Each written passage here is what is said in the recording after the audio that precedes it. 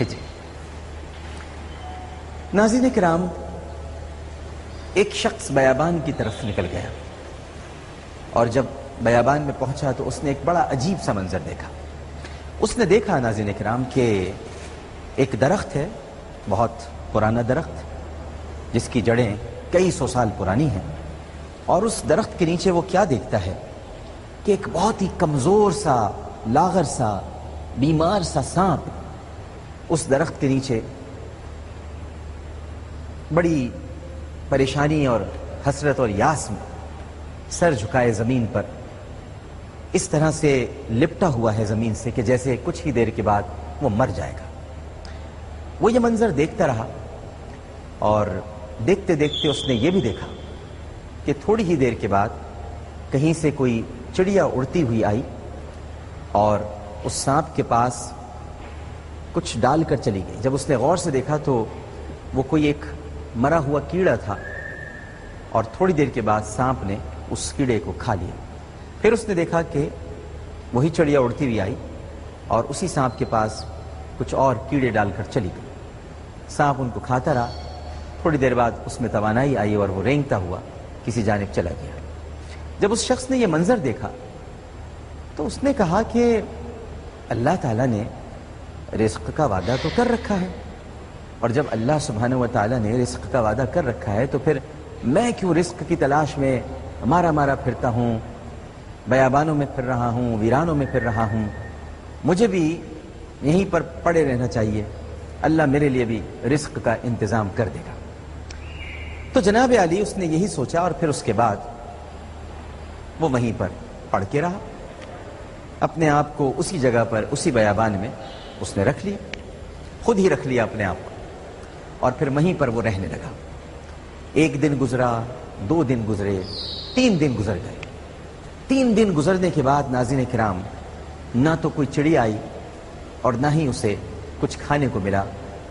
تکلیف کے مارے اس کا برا حال ہو گیا، درد سے وہ چلانے لگا، کرہانے لگا، اور کرہاتے کرہاتے اس نے اللہ سبحانہ و تعالیٰ کے حضور التجا کی کہ اے میرے مالک، اے میرے پروردگار، کیا میں اس سانپ سے بھی گیا گزرا ہوں؟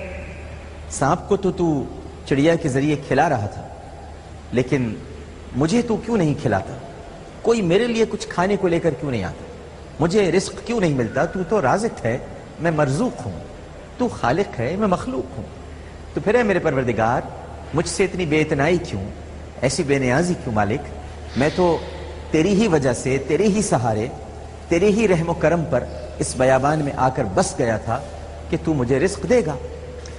وہ یہ ساری التجائیں کرنے لگا، آنکھوں سے آنسو بہنے لگے، اپنے وقت کو یاد کرنے لگا کہ میں کیوں اس بیابان میں آ گیا۔ تھوڑی دیر کے بعد ہاتف غیبی سے ایک آواز آئی، اور بڑی پیاری آواز تھی ناظرین کرام۔ آپ سوچتے ہوں گے میں یہ واقعہ آپ کو کیوں سنا رہا ہوں؟ یہ ہاتف غیبی کی آواز کے لیے آپ کو یہ واقعہ سنا رہا ہوں۔ آواز یہ آئی، اے شخص، اے بندے، ٹھیک ہے کہ تو بیابان میں آیا اور تو نے یہ منظر دیکھا کہ ایک لاغر سے، کمزور سے سانپ کو اللہ سبحانہ و تعالیٰ کی طرف سے رزق مہیا ہو گیا، اور ایک چڑیا نے آ کر اس کو وہ رزق دیا، تو وہ سانپ کیوں بنا؟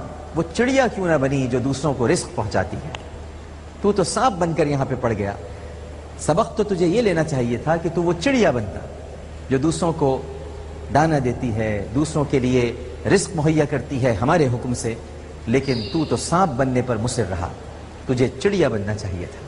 تو ناظرین کرام، ہم جب یہ دیکھتے ہیں کہ کسی کو مقام مل رہا ہے، عزت مل رہی ہے، یا اللہ سبحانہ و تعالیٰ اس کی توقیر میں اضافہ کر رہا ہے، یا کسی کے پاس کوئی اللہ سبحانہ و تعالیٰ نے اچھا منصب یا اچھا مقام عطا کر دیا ہے، یا صرف یہی نہیں، اگر کسی کے پاس اولاد ہے، کسی کے پاس مال ہے، یا پھر یہی نہیں کسی کے پاس اچھی گاڑی ہے، اچھا گھر ہے، تو ہم حسد کی نگاہ سے دیکھتے ہیں۔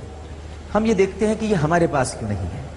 ہم اس محنت کی طرف نہیں دیکھتے، یا اس عطا کی طرف نہیں دیکھتے، یا اس نصیب کی طرف نہیں دیکھتے، یا اس تقدیر کی طرف نہیں دیکھتے جس نصیب، تقدیر اور عطا کی وجہ سے یہ تمام اشیاء اس شخص کو یا اس فرد کو باہم مہیا کر دی گئی ہیں۔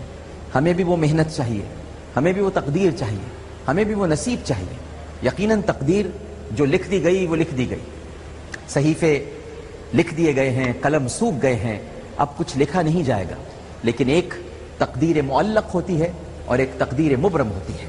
تقدیر مبرم کو آپ بدل نہیں سکتے، لیکن تقدیر معلق میں اپنی دعاؤں کے ذریعے، اپنی محنت کے ذریعے، اپنی محبت کے ذریعے محنت کرتے رہیے، محبت کے ساتھ کرتے رہیے، اخلاص کے ساتھ کرتے رہیں، اچھی نیت کے ساتھ کرتے رہیں، کسی کو نقصان نہ پہنچانے کے ارادے کے ساتھ کرتے رہیں، آپ کو بھی اللہ وہی عطا کرے گا جو وہ سب کو عطا کرتا ہے۔ ناظرین کرام، آج ماشاءاللہ الحمدللہ اتوار کا دن ہے، چھٹی کا دن ہے، آج فیملی ڈے ہوتا ہے، اور آج تو بہت ساری افطار پارٹیز بھی ہوں گی، کیونکہ آج دوسرا روزہ ہے پاکستان میں۔ خاندانوں میں بھی تقریبات ہوں گی، گھروں میں بھی ہوں گی، اور بہت سارے فیملیز آج چھٹی کا دن ہے تو ہوٹلز وغیرہ میں بھی افطار کرنے کے لیے جائیں گے۔ بس وقفے میں جانے سے پہلے اتنی گزارش ضرور کروں گا کہ جو آپ کھائیں وہ دوسروں کو کھلائیں، جو آپ پہنیں وہ دوسروں کو پہنائیں۔ جب آپ افطار کی میز پر بیٹھیں تو یہ ضرور سوچئے گا کہ بہت سارے لوگ ایسے ہیں، بہت سارے گھرانے ایسے ہیں جہاں آج شام کو شاید کچھ نہیں پکے گا یا ان کے گھر میں کچھ نہیں ہوگا۔ اور رمضان المبارک ہمیں یہ پہچان بھی دیتا ہے، خاص طور پر یہ پہچان ہے رمضان کی کہ ہم اپنے آپ کو ہی نہ پہچانیں بلکہ اپنے ارد گرد جو دکھ اور تکالیف ہیں ان کو بھی پہچانیں۔ جن کی آنکھوں میں آنسو ہیں ان کو اپنی ہتھیلیوں میں لے لیں اور ان کے آنسوؤں کو پوچھ لیں۔ ہم یہ بھی پہچانیں، ہم یہ بھی پہچانیں کہ سب کچھ ہمارے پاس ہے، یہ اللہ کا بڑا کرم ہے، یہ اس کی بڑی عطا ہے، لیکن اگر ہم اس میں سے اپنے بھائیوں کے لیے، غریبوں کے لیے